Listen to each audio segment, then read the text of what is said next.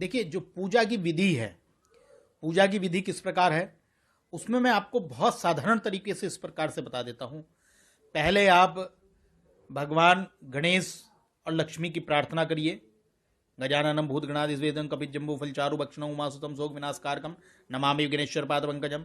उसके बाद सर्वमंगल मांगल्ये शिवे सर्वार्थ साधिके शरण्ये त्र्यंबके गौरी नारायणी नमोस्तुते, ये हो गई। उसके बाद आप गुरु का ध्यान करिए। गुरुर ब्रह्मा गुरुर विष्णु गुरुर देवो महेश्वर गुरुर साक्षात पर ब्रह्म तस्मै श्री गुरुवे। उसके बाद आप आचमन करिए, 3 बार जल लेकर आचमन कीजिएगा। उसके बाद बाएं हाथ में जल लेकर अपने ऊपर प्रोक्षण और सामग्री पर प्रोक्षण करिएगा। जिसको मंत्र आता है ओमा पवित्रो पवित्रवा सर्वस्तंग, उसको मंत्र आता है मंत्र के हिसाब से करें। उसके बाद पृथ्वी का ध्यान करें। आप पृथ्वी पर स्पर्श करके पृथ्वी का ध्यान करें, आसन का ध्यान करें। उसके बाद आप प्राणायाम जिनको आता है तो 3 बार प्राणायाम करें। उसके बाद हाथ धोकर सूर्य को अर्घ्य दें। सूर्य को अर्घ्य देने के बाद प्रणाम करते हुए उसके बाद जिस प्रकार आप अपनी स्नान जिन देवता का कर रहे हैं, जैसे लक्ष्मी जी की हमें पूजा करनी है तो लक्ष्मी जी की पूजा के लिए पहले हमें जिस प्रकार से हम अपना स्नान करते हैं उसी पर पहले पादोर्बाद्यम, पैरों पर हस्तो अर्घ्यम, हाथों पर जल, मुखे आचमनियम, मुख पर जल, सर्वांगे स्नानम समर्पयामि, फिर सब स्नान कराएं। फिर उसके बाद जो लोग पंचामृत बनाकर करते हैं, दूध चढ़ाएं, दही चढ़ाएं, शहद घी चढ़ाएं, उसके बाद शहद चढ़ाएं और उसके बाद शर्करा चढ़ाएं और उसके बाद गंधोदक थोड़ा सा चंदन मिला के और चंदन मिश्री इत्यादि मिला के गंधोदक स्नान कराएं। और अन्य प्रकार के जो जल होते हैं उनसे भी आप जल करा के फिर शुद्ध स्नान करा के उनको पोंछकर उन पर वस्त्र उनको पहनाएं। उन पर उसके बाद डोरी पहनाएं और डोरी के बाद उनको गणेश भगवान को यज्ञोपवीत चढ़ाएं। फिर उनको अच्छी तरह से गंध अक्षत रात तिलक करें उनका और फिर उसके बाद दीपक दिखाएं। दीपक दिखाने के बाद उनको नैवेद्य लगाएं, मतलब भोग लगाएं। फिर उसके बाद ऋतुफल चढ़ाएं। मीठा पान दीपावली में अवश्य चढ़ाना चाहिए, मीठा पान उनको लगाइए। उसके बाद दक्षिणा चढ़ाइए। दक्षिणा चढ़ाने के बाद ये सब करने के बाद आप आरती करें, फिर वंदना करें और फिर उनसे क्षमा याचना मांगें। इस प्रकार की पूजा बड़ी साधारण पूजा है। इस प्रकार से जब आप पूजा करेंगे तो इसका लाभ आपके जीवन में अवश्य पड़ेगा। किस तरह की खरीदारी करनी चाहिए, कैसे? देखिए, ऐसा हमारे यहाँ कहा जाता है, यूं तो हर त्योहार पर सनातन धर्मी नए वस्त्र और नए व्यंजन बनाकर अलग अलग समय पर अलग अलग प्रकार के व्यंजन बनाकर अपने त्योहारों को मनाते हैं। दीपावली ये इस पर नए वस्त्र अवश्य पहनने चाहिए। नए वस्त्र पहनकर ही, शुद्ध वस्त्र पहनकर ही पूजा करनी चाहिए। घरों में सर्वाधिक स्वच्छता और साफ सफाई रखनी चाहिए और पात्रों के साथ साथ स्वर्ण और रजत की खरीदारी भी करनी चाहिए। ज़्यादा ना हो चांदी का सिक्का खरीद लें या स्वर्ण का, जिसकी जैसी क्षमता है उस हिसाब से। कुछ लोग स्टील इत्यादि के बर्तन खरीदते हैं। पात्र खरीदने का मतलब यह है उसमें पात्र में पहले आप चावल भरें या कुछ ऐसा पकवान बनाएं जो नैवेद्य जिसमें पहले भगवान को भोग लेंगे। इस भावना के साथ लोग नए बर्तन भी खरीदते हैं। तो इसलिए लोग इसके अलावा घरों की साज सज्जा के लिए, कि लक्ष्मी चंचल होती है, जो आपके पास जुड़ा हुआ है उसको आपको पहले खर्च भी करना पड़ेगा तब आपके पास आएगा। तो लक्ष्मी को बांध के नहीं रख सकते, तो इसलिए उसको चलायमान आदान प्रदान चीजें होनी चाहिए। तो इसलिए ये अवश्य करना चाहिए।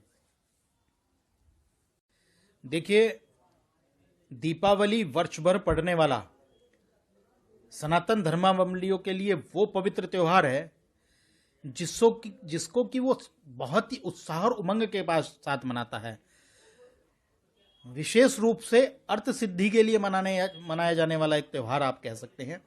भगवती लक्ष्मी जी की उपासना का यह त्योहार है और भगवान विष्णु के मास में पड़ने वाला कार्तिक मास, चूंकि भगवान विष्णु का है और उनकी अर्धांगिनी भगवती लक्ष्मी है, उनको प्रसन्न करने के लिए कार्तिक मास की अमावस्या के कृष्ण पक्ष की अमावस्या के दिन यह पवित्र दीपावली का त्योहार घरों में दीप जलाकर और घरों में स्वास्थ्य स्वच्छता एवं भगवती लक्ष्मी की उपासना से मनाया जाने वाला एक पवित्र त्योहार है। उससे पूर्व ये वैसे तो 5 दिवसीय त्योहार ये मनाया जाता है।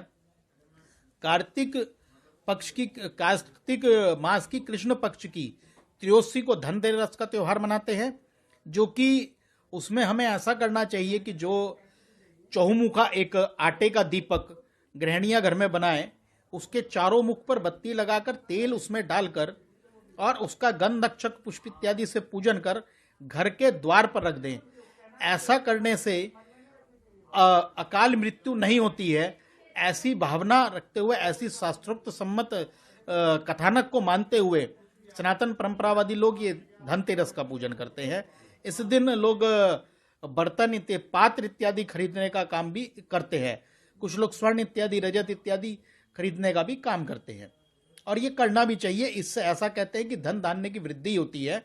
इस भावना के साथ, इस शास्त्रोक्त कथानक के अनुसार सब लोग कहते हैं। इसके अलावा इसके बाद होता है नरक चतुर्दशी। वो कृष्ण पक्ष की 14 के दिन होता है। उस दिन भी इसे छोटी दीपावली के रूप में कुछ लोग मनाते हैं। इस दिन लोग अपने घरों की साफ सफाई, सज्जा इत्यादि करके घर को सुसज्जित करके दीपावली त्योहार बनाने से पूर्व की एक ये त्योहार है जिसमें कि आदमी शुद्धता और पवित्र, क्योंकि लक्ष्मी शुद्धता की जगह में रहती है। और इस दिन देवताओं का भी पूजन, दीपों का भी पूजन करना चाहिए तथा सुबह प्रातःकाल, जो तड़क का जो भोर काल है, उसमें अपने घर की साफ सफाई इत्यादि करनी चाहिए। इससे दरिद्रता दूर होती है, इसलिए नरक दूर निकलता है। नरका चतुर्दशी के नाम से ये विख्यात होता है। उसके बाद दीपावली का पर्व पड़ता है। दीपावली का पर्व भगवती लक्ष्मी जी की उपासना का, उनके पूजन का, उनके प्रति कृतज्ञता व्यक्त करने का ये पवित्र त्योहार है। इस दिन लक्ष्मी हमारे घर में वास करे, ऐसी भावना के साथ भगवती लक्ष्मी जी का पूजन एवं दीपों का प्रज्वलन और पितरों के निमित्त दीपों का समर्पण किया जाता है। घर में क्या करना है आपको, घर के सभी परिवार के लोग एकत्रित हों, गणेश गौरी का पूजन करें और भगवती लक्ष्मी का विशेष रूप से, जो लोग ब्राह्मण के द्वारा, जैसे कि ब्राह्मण हर जगह उपलब्ध अगर नहीं है तो वो अपने चारों सभी लोग, परिवार के लोग बैठें और पहले गणेश जी को गंध अक्षत पुष्प करें, भगवती गौरी को गंध अक्षत पुष्प करें और उसके बाद भगवती लक्ष्मी की आराधना। अब तो सीधा माध्यम है कि यूट्यूब या अन्य माध्यम से भी आपको लक्ष्मी की पूजा के या अन्य प्रकार के तरीके मिल जाते हैं। जैसे कि हमने ये पुस्तक बनाई है, इस पुस्तक में हमने हिंदी पूजा के हिसाब से कि आपको संकल्प करना है कि आज मैं इस क्षेत्र में बैठकर, इस स्थान पर बैठकर, इस तिथि के दिन, इस वार के दिन, इस समय मैं गणेश गौरी की पूजा कर रहा हूँ, लक्ष्मी की पूजा कर रहा हूँ। तो हम लोग लक्ष्मी जी की पूजा करें, उनका 108 बार नाम लें। कुछ लोग सहस्त्रार्चन करते हैं। जो लोग विधि विधान से करते हैं उनका विषय अलग है। जो साधारण विधि से करना चाहते हैं वो किसी भी भ्रम में पड़कर, किसी भी परेशानी में न पड़कर बहुत साधारण प्रकार से गणेश लक्ष्मी का गंध अक्षत पुष्प इत्यादि से पूजन करें। उनको नैवेद्य लगाएं, अच्छे से अच्छी मिठाई का लगाएं और पंचामृत बनाना हमारे यहाँ बड़ा आसान है। पंचामृत से भी स्नान अवश्य कराएं। तो इस प्रकार का पूजन है। उसके बाद दीपक जलाएं। दीपों को जागृत ऐसे कहते हैं, शुभम करोति कल्याणम आरोग्यम धन संपदा शत्रु बुद्धि नाशाय दीपकाय नमोस्तु। शुभम करोति कल्याणम, जो शुभ हो, जो कल्याण करने के, आरोग्यम धन संपदा, जो आरोग्य रखे, निरोगी रखे, धन संपदा दे, ऐसे दीपों के में भाव करते हुए दीपों को प्रज्वलित करें और घर के सभी द्वारों पर रखें, घर के बाहर चौराहे पर रखें, कुएं पर रखें, गौशाला में रखें। इस प्रकार दियों को वहां पर रखकर, मंदिरों के द्वार पर रखें। इस प्रकार दियों को रखना चाहिए। इसके साथ साथ 11 दीपक पितरों के निमित्त, क्योंकि अमावस्या वैसे भी पितरों का है और हम कोई भी कार्य करते हैं उसमें पितरों का आह्वान जरूर कर, पितरों को प्रणाम जरूर करते हैं, पितरों के प्रति कृतज्ञता करते हैं।